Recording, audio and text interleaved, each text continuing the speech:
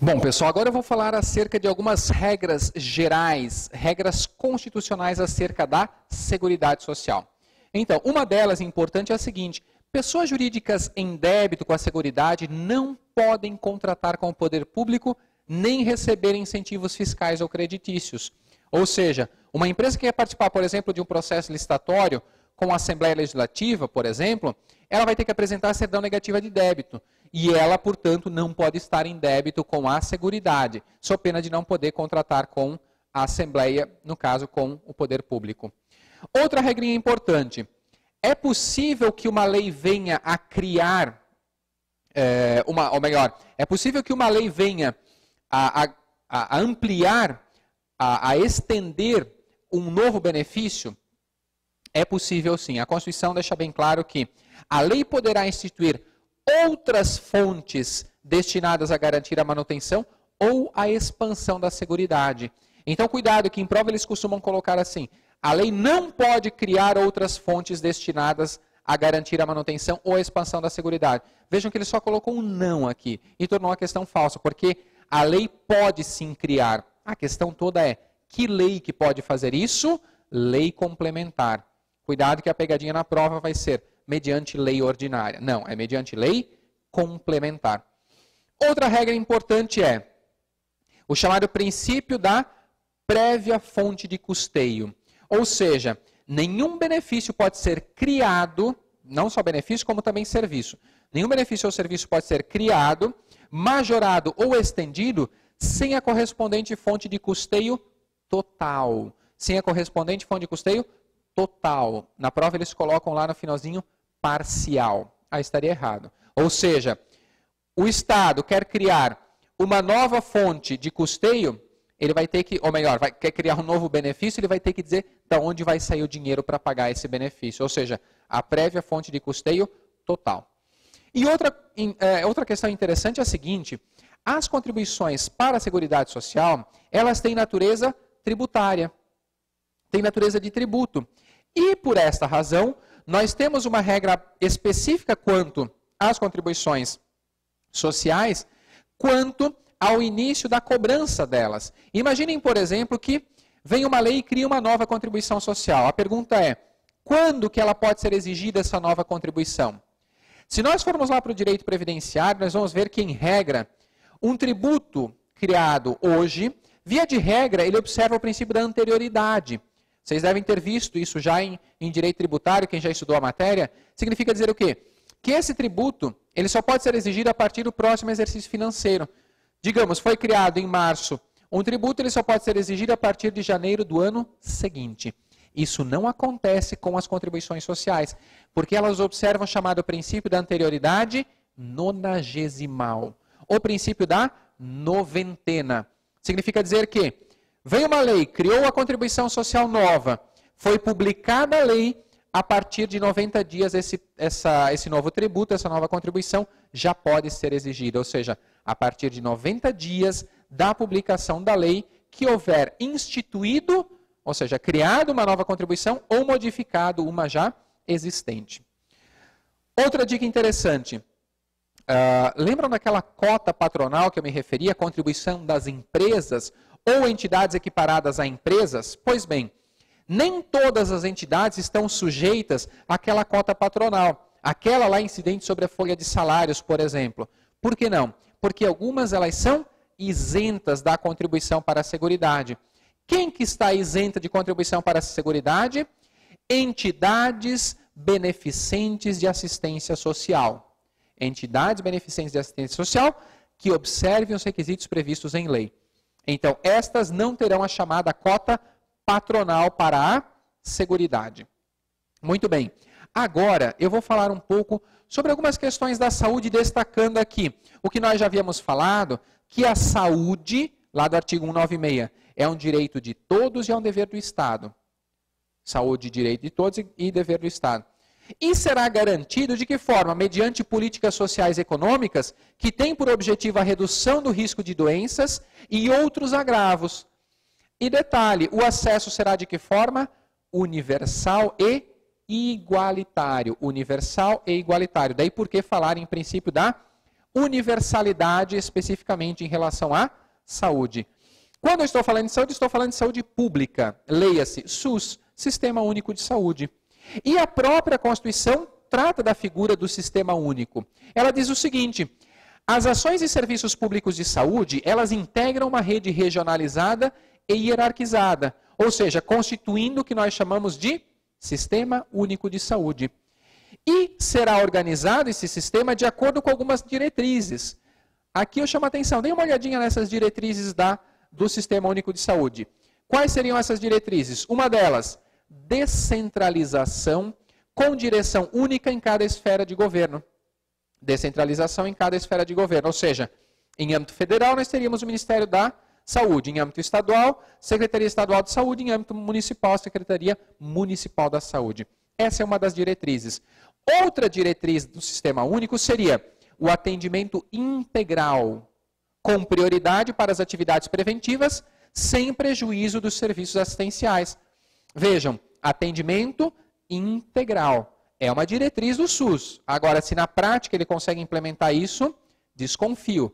É só nós pensarmos naquelas situações em que o cidadão procura um medicamento, chega lá, o SUS diz que não fornece, que não tem, ou não dá determinado tratamento necessário. Enfim, será que está sendo integral? Diz a Constituição que uma das diretrizes é atendimento integral. Na prática, a gente sabe que não é bem assim. E outra diretriz do Sistema Único seria o quê? A participação da comunidade. Também constitui uma das diretrizes aí da saúde. Um ponto importante quanto à saúde, que aparece, já vi questões em provas, é o seguinte: diz a Constituição que os gestores locais, por exemplo, os prefeitos, gestores locais do Sistema Único de Saúde, eles podem contratar, eles podem admitir agentes comunitários de saúde e agentes de combates a endemias. Como é que seria essa contratação desses agentes comunitários de saúde? Através de processo seletivo público, de acordo, claro, com a natureza e complexidade das atribuições e os requisitos específicos para a atuação desse agente público de saúde. Então, por exemplo, tem aí um problema de dengue. Então, os servidores da saúde daquele município não conseguem fazer frente a esse problema. Então, o gestor local, o prefeito, poderia, por exemplo, através de processo seletivo público, contratar novos agentes para atuar nessa área. E aí, um detalhezinho, uma alteração da Constituição relevante, que ocorreu a partir de 2010, com a emenda 63, que diz o seguinte: uma lei vai dispor, uma lei disporá, portanto, sobre o regime jurídico, sobre o piso salarial profissional nacional e sobre as diretrizes para os planos de carreira desse povo todo que for contratado nessa situação ali como agente comunitário de saúde ou agente de combate a endemias. Tá? Então, diz a Constituição, a alteração foi basicamente essa, de que uma lei vai dispor sobre o regime jurídico, isso nós não tínhamos até 2010, sobre o regime jurídico, qual vai ser o piso salarial nacional e as diretrizes para os planos de carreira dessas pessoas que foram contratadas nessa modalidade. Outra situação importante quanto à saúde, é claro, a saúde ela também é livre à iniciativa privada. Ou seja, é possível haver contratos públicos, é possível haver convênios com o SUS por intermédio de entidades privadas.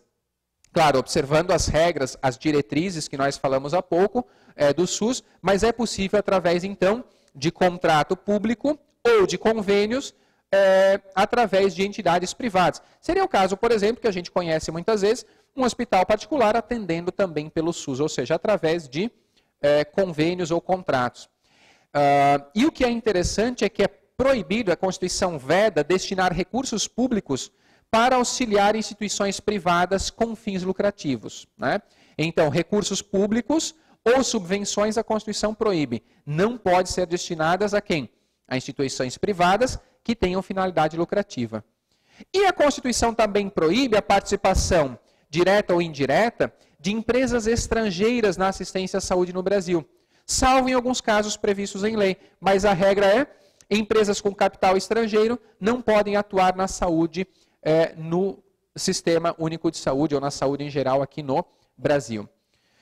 Mudando um pouco o foco, saindo da saúde, entrando um pouco na Previdência. A Previdência, nós temos basicamente 3 regimes. O regime geral de Previdência, que seria o oficial administrado pelo Estado, vinculado ao INSS, destinado basicamente a trabalhadores da iniciativa privada, e aí a gente chama então esse regime de Regime Geral de Previdência Social, o RGPS.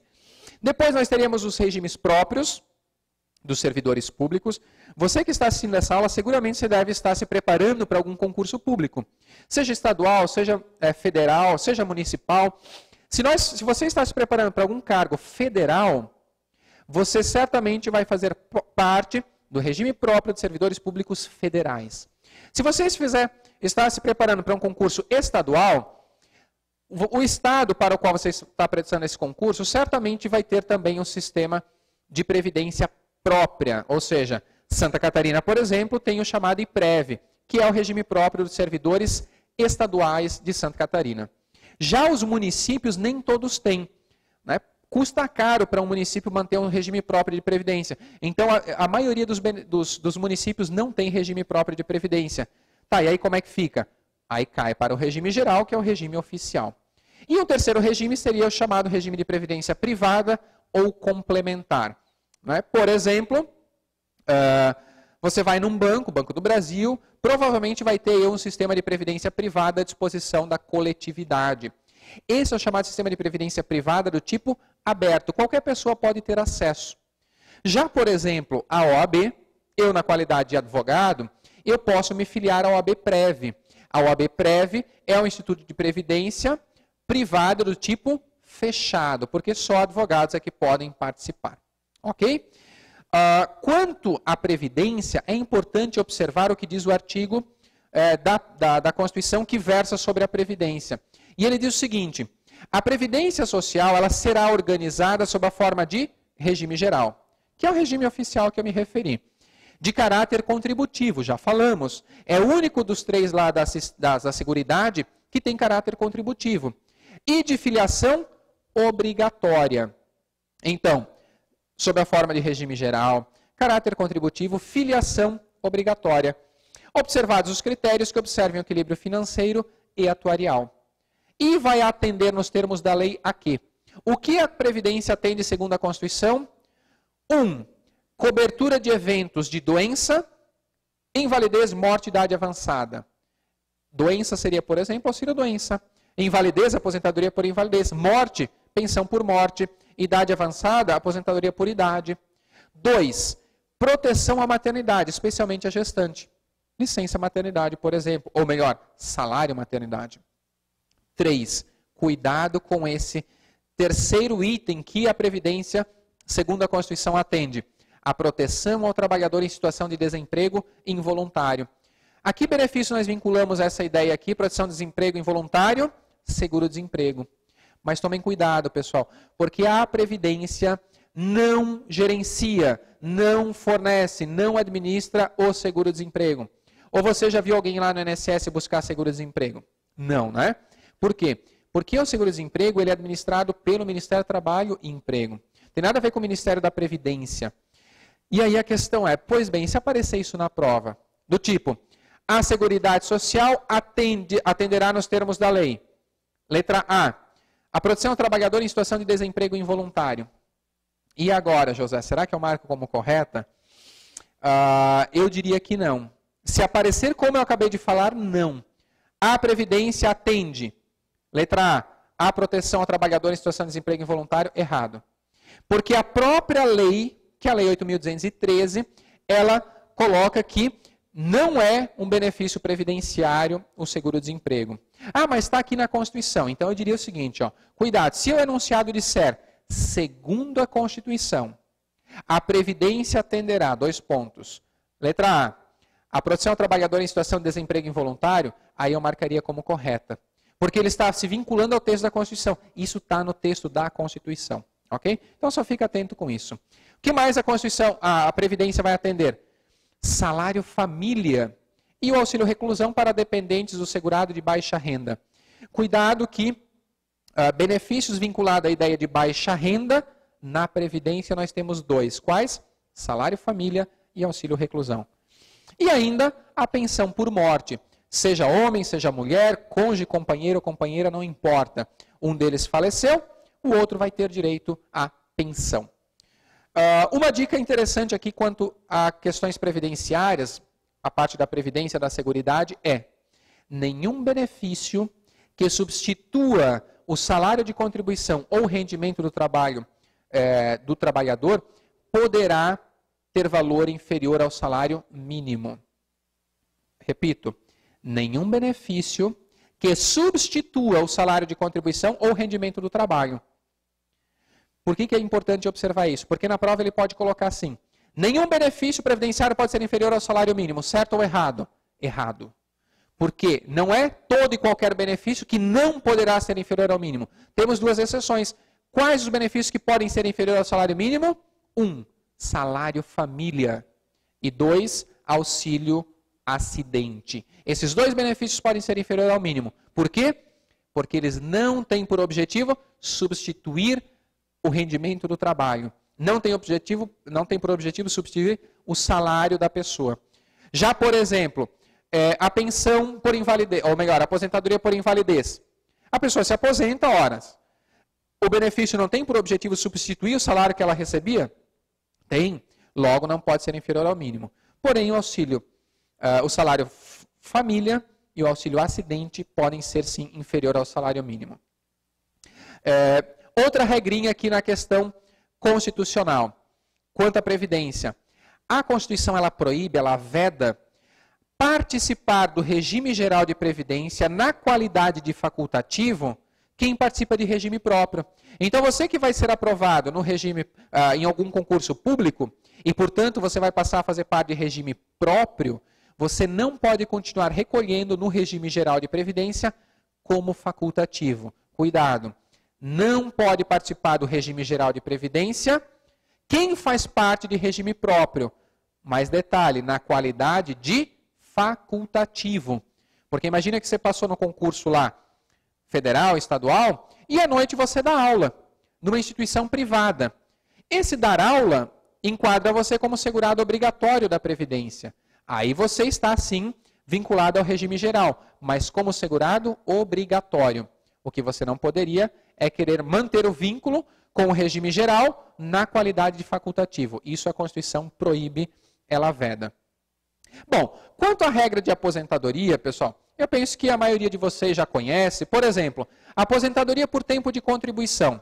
Qual é o tempo? 35 anos homem, 30 mulher. Idade, qual é a idade na aposentadoria por idade? Homens 35, mulheres 30. Vejam o que eu estou falando aqui, pessoal, é RGPS, regime geral. Regimes próprios muitas vezes têm regrinhas diferentes. Por exemplo, exigindo a acumulação dos requisitos. Tem que ter X idade, X de tempo. No regime geral, não. Uma é aposentadoria por tempo de contribuição. Homem 35, mulher 30.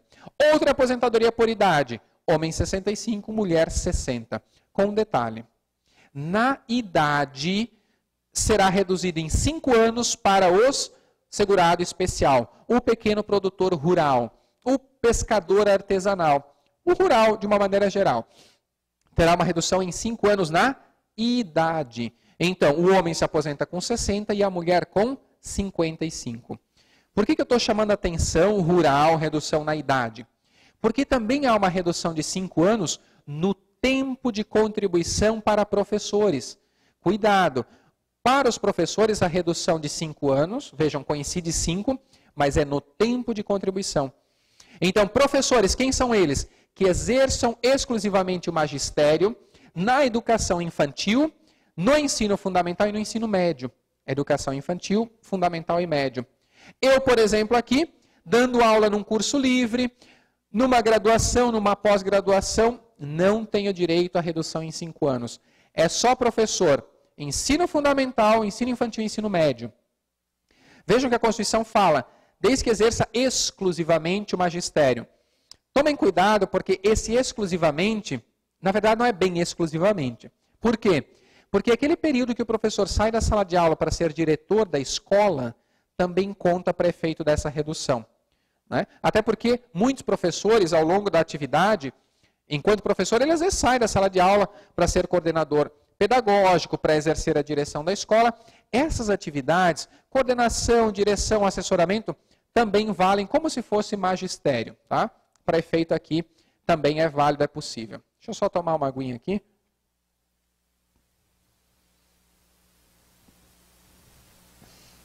Muito bem. Adiante. Eu vou chamar a atenção aqui de vocês para algumas questões vinculadas à assistência social. A assistência social, nós já vimos, está lá no artigo 203 da Constituição, ele diz que a assistência será prestada a quem dela necessitar, independente de contribuição para a Seguridade Social. E tem alguns objetivos que estão listados ali no artigo 203. Por exemplo, proteção à família, maternidade, amparo às crianças, adolescentes, promoção e integração ao mercado de trabalho.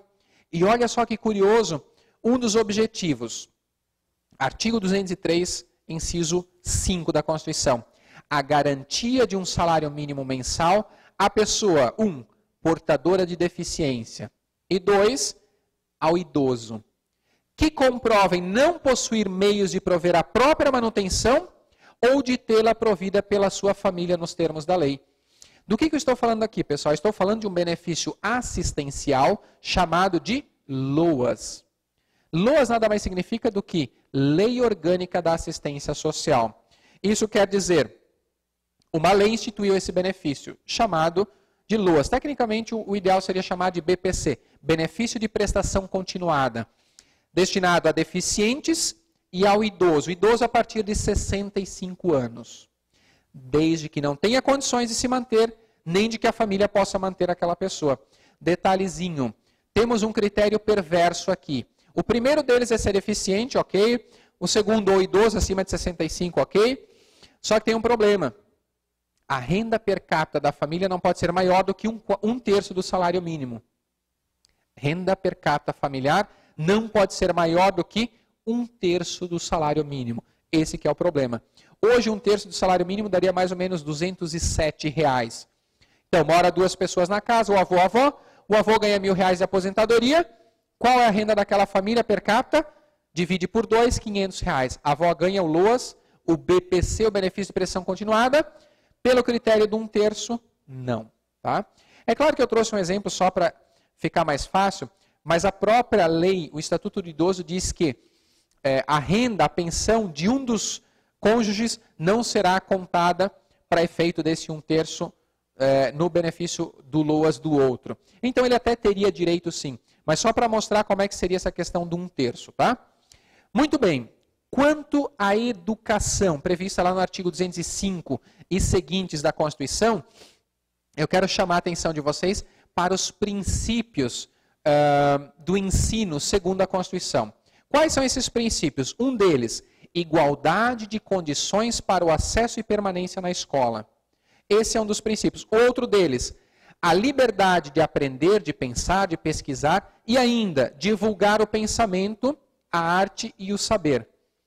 Outro princípio, pluralismo de ideias e de concepções pedagógicas e ainda a coexistência de instituições públicas e privadas de ensino. E outro princípio, a gratuidade do ensino público em estabelecimentos oficiais. Ainda, valorização dos profissionais da educação escolar. Depois, gestão democrática do ensino público. Garantia de um padrão de qualidade. E olhem só que interessante, está na Constituição. Inciso 8º, piso salarial profissional nacional para professores da educação escolar pública nos termos da lei federal. Aqui nós temos toda aquela problemática que, apesar de nós termos a lei, alguns estados, a exemplo do nosso, Santa Catarina, infelizmente, insiste muitas vezes em não cumprir aquele piso salarial mínimo. Ok? Outro detalhezinho importante quanto à saúde é que, assim como lá, quanto à saúde não, quanto à educação, a exemplo do que acontece com a saúde, a educação é um dever do Estado, né? E ele será efetivado mediante algumas diretrizes. Uma delas seria, a educação básica ela é considerada obrigatória e ela é gratuita para crianças a partir de 4 aos 17 anos. Gratuita, pública, obrigatória, dos 4 aos 17 anos. Outra situação importante, cuidado na prova, é que a educação infantil em creches e pré-escolas, ela será garantida para crianças até 5 anos de idade. Então, educação infantil em creche e pré-escola, crianças de até 5 anos de idade. E também diz a Constituição que será ofertado o ensino noturno regular, de acordo, ou seja, adequado com as condições do educando. Já me referi que o acesso ao ensino obrigatório é gratuito, o ensino público, quando eu falo aqui, né, é gratuito. E também é possível, assim como lá na área da saúde, que o ensino seja atendido através de instituições privadas, como a gente sabe que acontece, né, instituições privadas atuando na área do ensino. Outra situação interessante está no artigo 210 da Constituição. O ensino religioso, ele é facultativo. Ele constitui uma disciplina dos horários normais das escolas públicas do ensino fundamental. Mas esse ensino religioso, ele é facultativo, ou seja, não há que se falar em obrigar o aluno a participar dessas aulas de ensino religioso. E outra situação importante aqui para a gente fechar a questão quanto à saúde. Quem vai fornecer o ensino, seja na questão do ensino federal, educação básica, ensino fundamental, ensino médio, como é que seria isso? Diz a Constituição que para que a União preferencialmente vai atender o quê? O ensino federal. O Sistema Federal de Ensino ficaria a cargo da União. Como acontece, por exemplo, com os institutos federais de ensino, ou mesmo com universidades federais. Já quanto ao ensino fundamental e o ensino infantil, ele será atendido preferencialmente organizado por quem? Pelos municípios. Então, União seria ensino federal. Municípios, preferencialmente, ensino fundamental e ensino infantil. E quanto aos estados e o Distrito Federal, ficaria o ensino fundamental e o ensino médio. Ok? Só um detalhezinho que eu estava quase esquecendo. Recursos para o financiamento da educação. Diz a Constituição que a União vai aplicar anualmente nunca menos do que 18% na educação. A União, então, nunca menos do que 18%. Já os estados, o DF e os municípios, nunca menos do que 25%. Então, a União, 18%, e os estados, o DF e os municípios, 25%. Lá no artigo 215, nós temos algumas questões em relação à cultura. Eu remeto os senhores à leitura. Basicamente diz o seguinte, o artigo 215. O Estado garantirá a todos o pleno exercício dos direitos culturais e acesso às fontes de cultura nacional, e ainda apoiará e incentivará a valorização e a difusão das manifestações culturais. Então, um artigo específico aí quanto à cultura. Artigo 215, deem uma olhadinha ali, tem algumas regrinhas quanto à cultura. No artigo 217, nós temos o desporto. A Constituição diz que é dever do Estado fomentar, ou seja, incentivar as práticas desportivas formais e não formais, como direito de cada um. E aí ela coloca algumas diretrizes.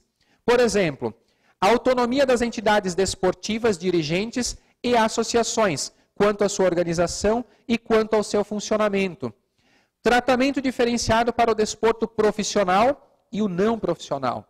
E aqui uma situação interessante. Vejam só. O Poder Judiciário, ele só vai admitir ações relativas à questão disciplinar e em relação às competições desportivas após esgotarem-se as instâncias da justiça desportiva nos termos da lei. Então vejam, o Poder Judiciário, ele só vai atuar nessas questões relativas ao desporto, questões disciplinares, em relação às competições, por exemplo, depois de se esgotarem as instâncias da justiça desportiva, né? Que na verdade, apesar de ter o nome, nós ouvimos muito na mídia, por exemplo, o Tribunal de Justiça Desportiva, na verdade, não é um tribunal propriamente vinculado ao Poder Judiciário. Tanto é que a própria Constituição diz que o Poder Judiciário ele só admite questões relativas ao desporto, a questão disciplinar, etc., em relação às competições, depois de passar pela, aspas, justiça desportiva. Essa é a regra. Então, aí algumas dicas quanto ao desporto no artigo 217. E o artigo 218, ele trata da ciência e da tecnologia. E ele diz que o Estado promoverá e incentivará o desenvolvimento científico, a pesquisa e a capacitação tecnológicas. E ele trata de algumas regrinhas aqui quanto à ciência e tecnologia.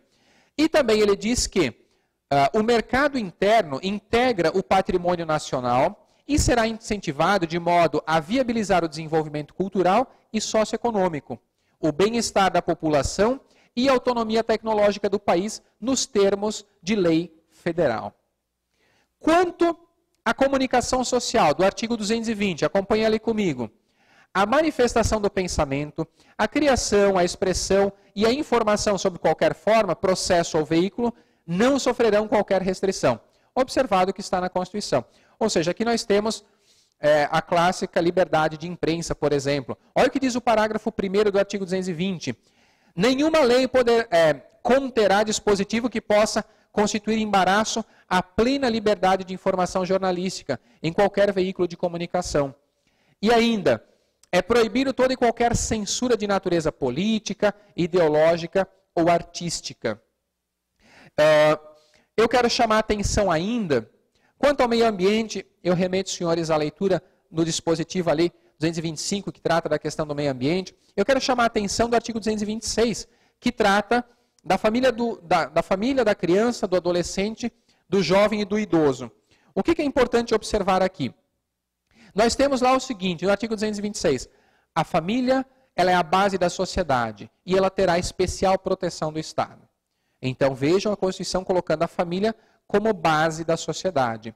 E aí ela diz que, o casamento ele é civil e a sua celebração é gratuita. O casamento é civil e a sua celebração é gratuita.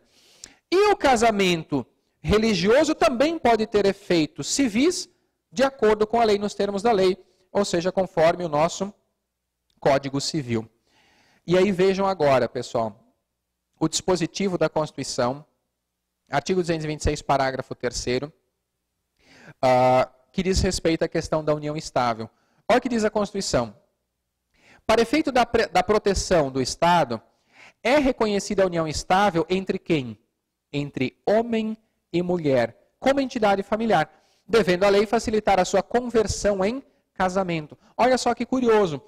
A própria Constituição diz que a união estável ela é reconhecida quando ela será celebrada entre quem? Entre homem e mulher. Todos vocês acompanharam, ou pelo menos ouviram falar, daquele grande julgamento do STF, no ano passado, 2011, quando ele equiparou as uniões homoafetivas às uniões estáveis. A grande discussão era essa, quem atuava em sentido contrário, quem pensava em sentido contrário, não. União entre pessoas do mesmo sexo não tem nada a ver com união estável.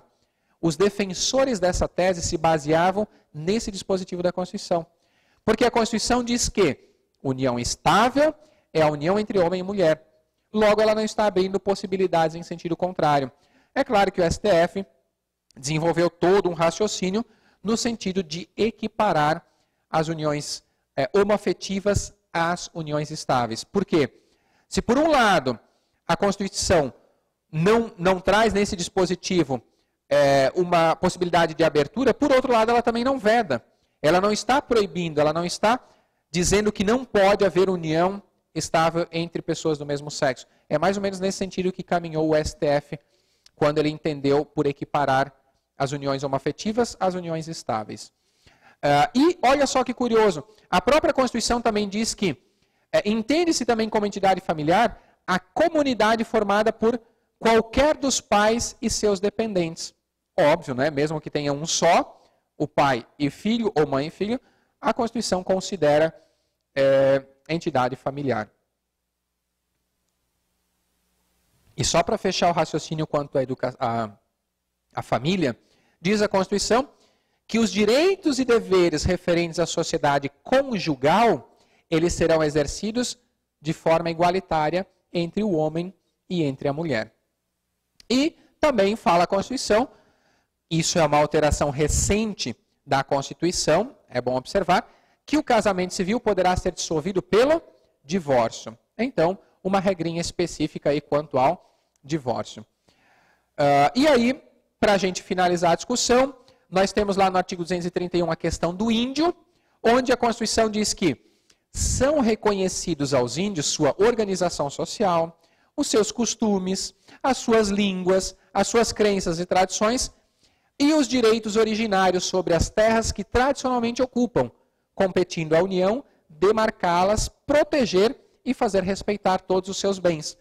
Aquele grande problema da demarcação, né, por exemplo, das terras indígenas, como a gente já viu aí na mídia.